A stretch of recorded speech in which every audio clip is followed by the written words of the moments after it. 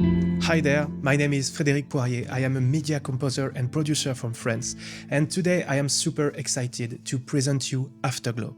This is something I've been working on for the past 8 months now. Afterglow is an electric guitar sample library with 8 articulations, 3 different signals, and 15 custom textures to expand your sound palette. This electric guitar has a clean sound I absolutely love. It has very long sustain, and the microphone configuration with one single coil and one double coil creates a warm and crisp tone. This is a versatile and very useful sound, which can find its place in a lot of different genres.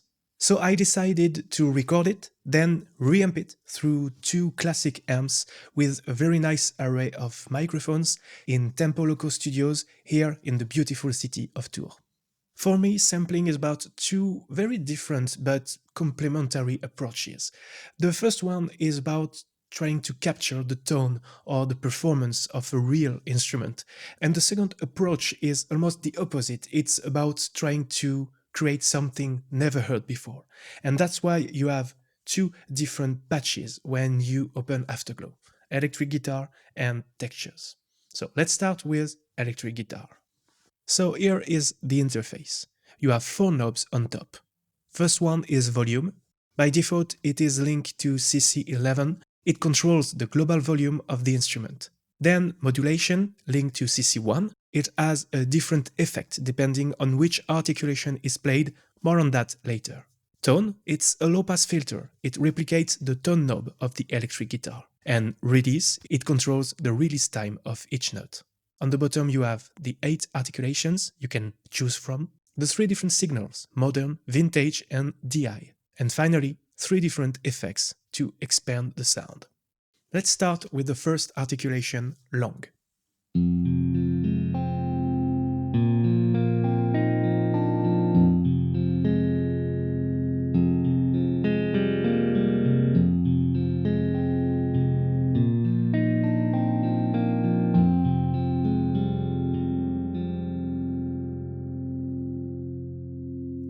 Let's take some time to explore the different signals. The first one we just hear is modern. Modern signal is the guitar recorded through a Mesa Boogie dual rectifier tube amp with 3 microphones, a dynamic MD421 and a U87 clone very close to the amp, and an AKG C414 a bit further for a wider sound. Vintage signal is almost the same microphone configuration with a dynamic RA20, a Neumann U87 and the C414, but this time the guitar is recorded through the vibrato channel of a Fender Twin reverb amp with just a tad of built-in reverb.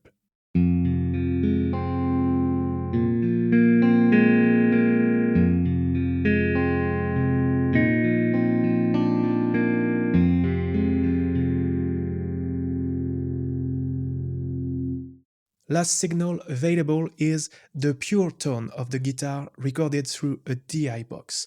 This signal is important if you want to reamp this instrument through your favorite amp or with simulation plugins.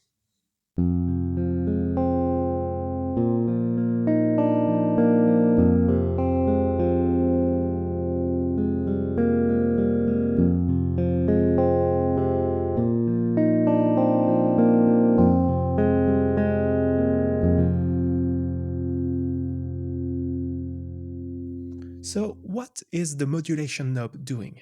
When you press the keys, you trigger different dynamic layers depending on how hard you play. Kontakt's sampling engine applies a volume curve to the samples, so that the quieter samples are played at a lower volume. The modulation knob controls this curve.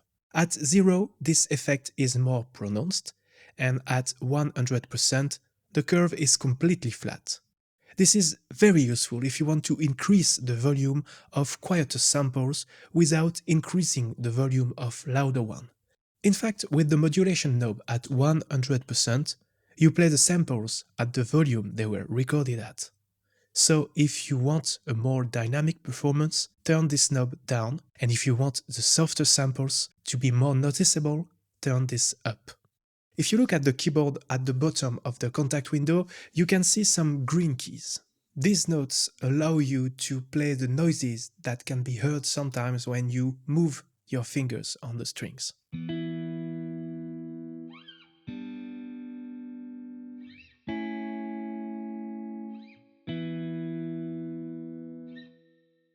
With some sample libraries, these noises are triggered at the end of the note when you release the preset key. This can lead to some inconsistencies, as these noises are triggered at moments when the hand isn't moving on the guitar neck in the real life. This allows you to focus on your notes first, then quickly add just the wanted amount of noises to increase the realism of your performance.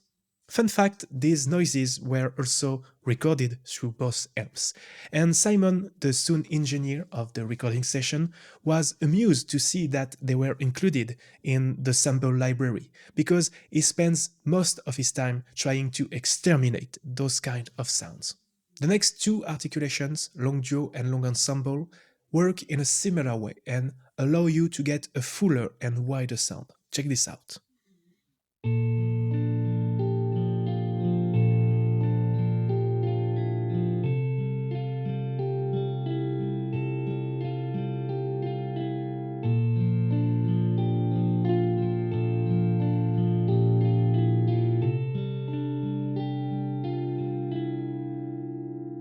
So what is happening here?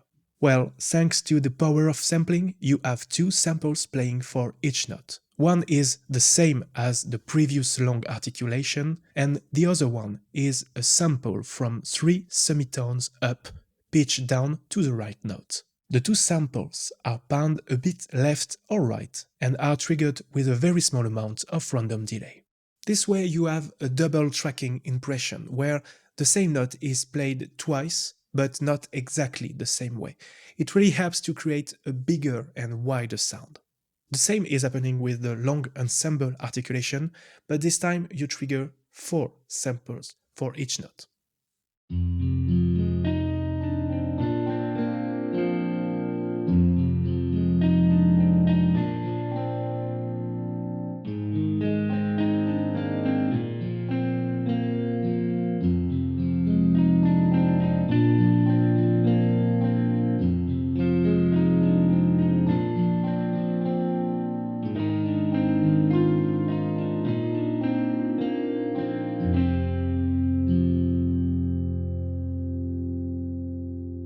I like to think that switching from these three articulations is like adjusting the scale and scope of your performance. With long, you get a more intimate and soft sound, like a string quartet size.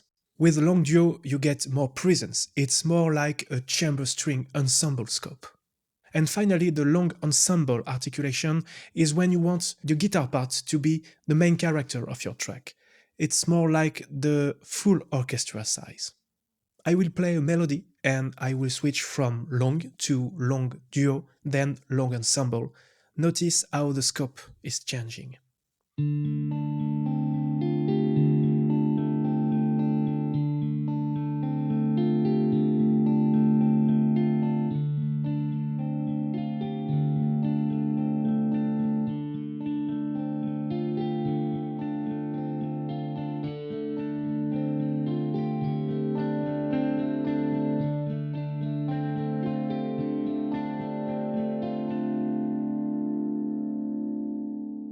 A quick word on the built-in effects. I choose to go with three basic but very effective effects. The first one is chorus for instant 80s sound.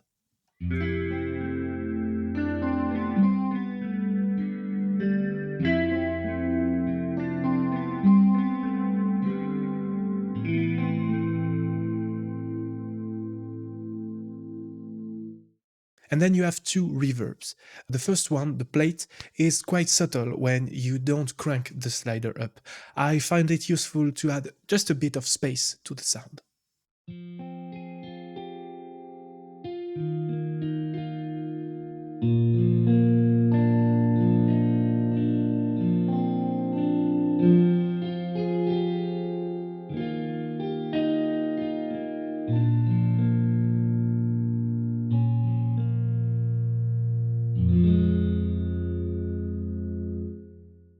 And finally, the church reverb. It's very long, very wide. It's useful when you want to create an ethereal landscape.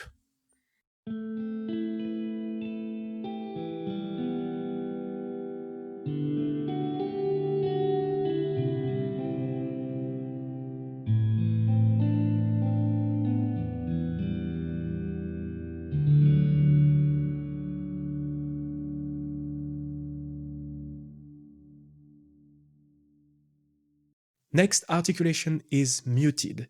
This is the sound you get when the note is played and muted with the palm of my right hand. It's really cool with repeated notes to add some rhythm and motion to a track.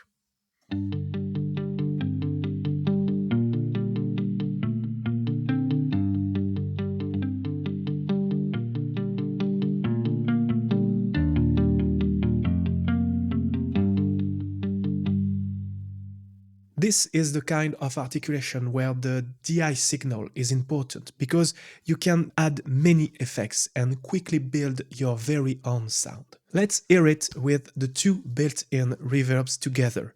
I think it could be a great tone for an intro.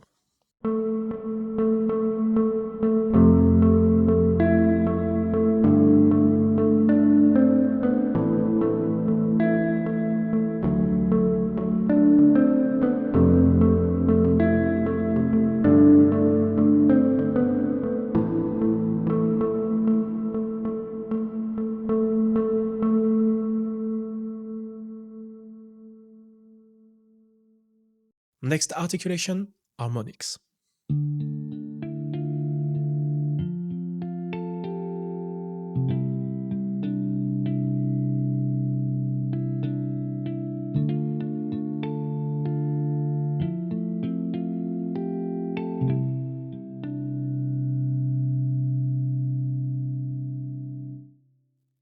Next one, evolution. Basically, each sample is a 30 seconds piece of music with only one note.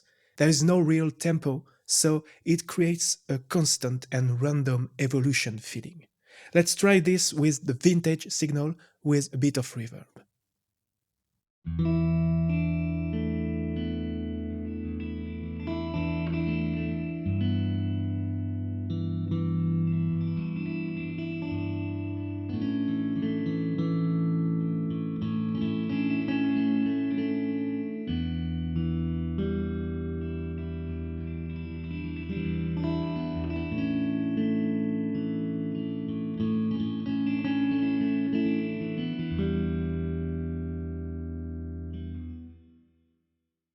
I lost hours beta testing this.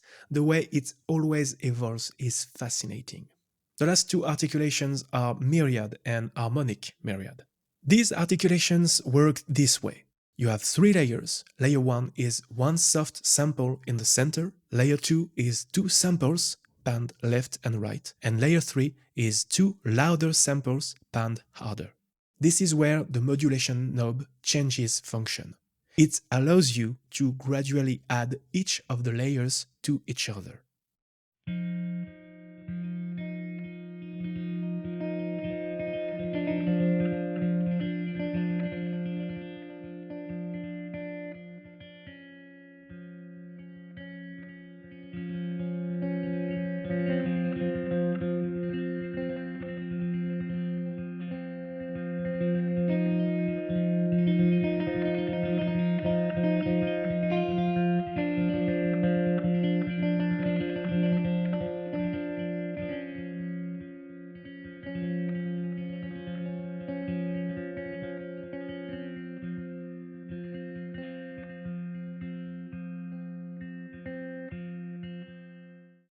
It's really effective to add some texture and motion to your track. Harmonic myriad works exactly the same, but this time with the harmonic technique.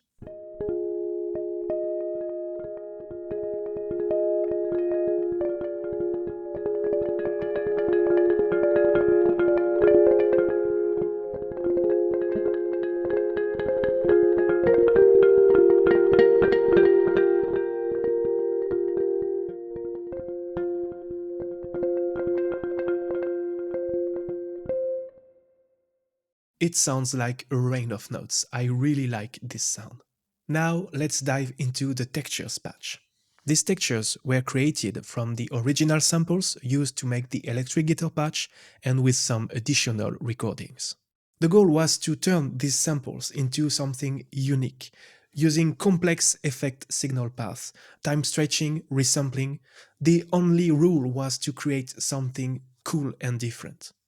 As you can see, 5 knobs on the top of the user interface, volume still linked to CC11, modulation knob linked to CC1. Every texture is made from 2 different layers, and this knob will crossfade between the 2 layers.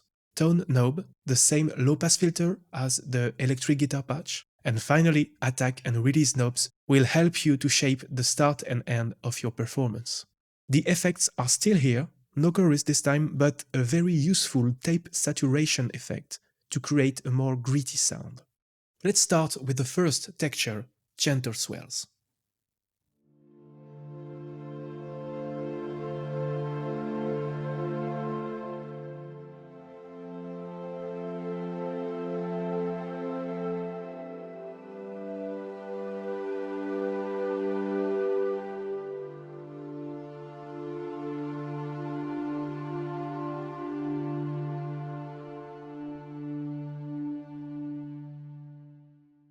Let's try another one like Forlorn Island. Notice how I crossfade between the 2 layers using the mod wheel.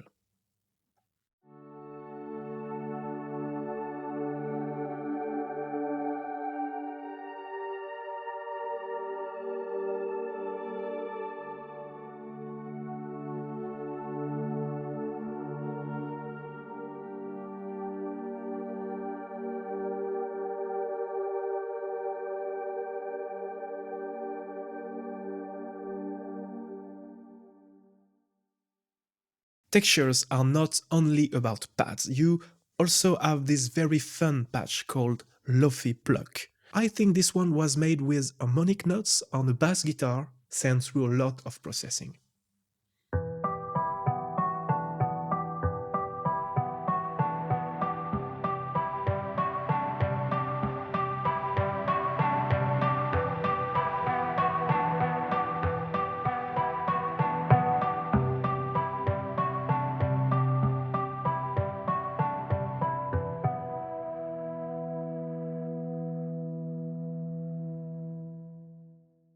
Next one, Ocean Ripples, is made from the myriad articulation samples. I love how it blooms and evolves.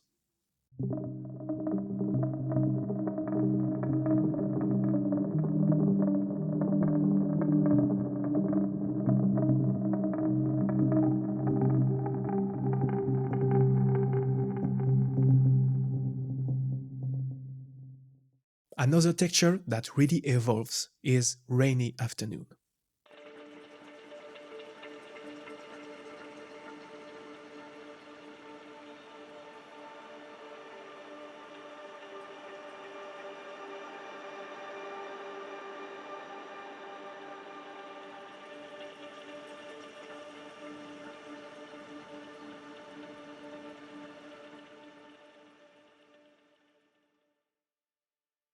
One cool thing about this user interface is that if you want to layer more than just one texture, all you have to do is to shift-click to activate 2 or more articulations. One last thing I want to show you is how Afterglow can elevate a cinematic track. Here is something I created with a bunch of other libraries from Spitfire Audio. I will play the full version first, and then I will keep only what is from Afterglow.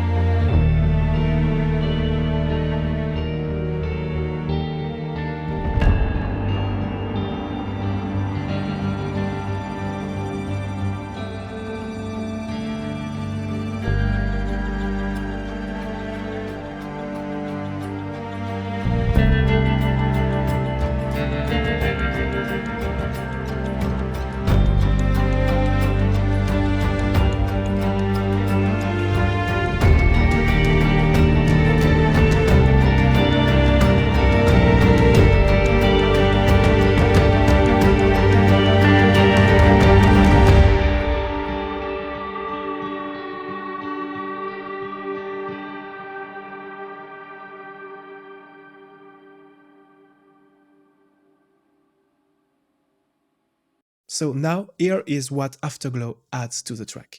Notice how the textures blend nicely with the guitars and how the different long articulations create some perspective between the different guitar parts.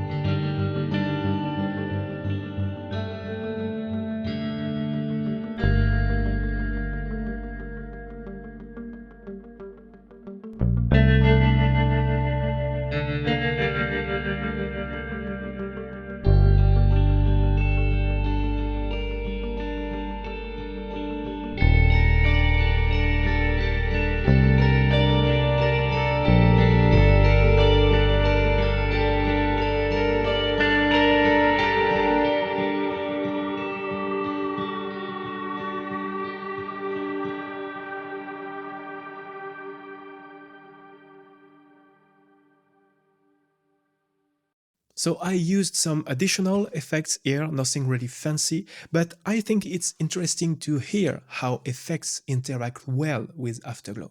For example, I love how with a bit of distortion and tremolo, you get that classic spy guitar sound.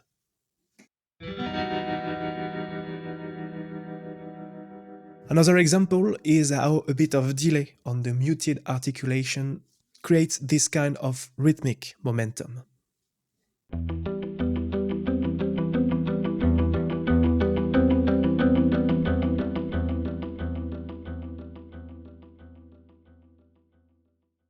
And one last thing with the muted articulation, if you pitch it 12 semitones down, you get a really interesting bass guitar sound.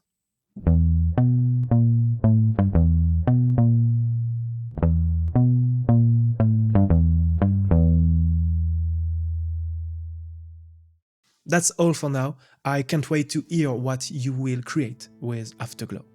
I really want to take a few seconds to thank Angus at Spitfire Audio for his amazing support, Owen Bolig for his help, Simon at Tempo Loco Studios, and of course a massive thank you to the Pianobook community for your amazing response to my work during the past few years. Don't forget to like and subscribe. See you next time, bye bye.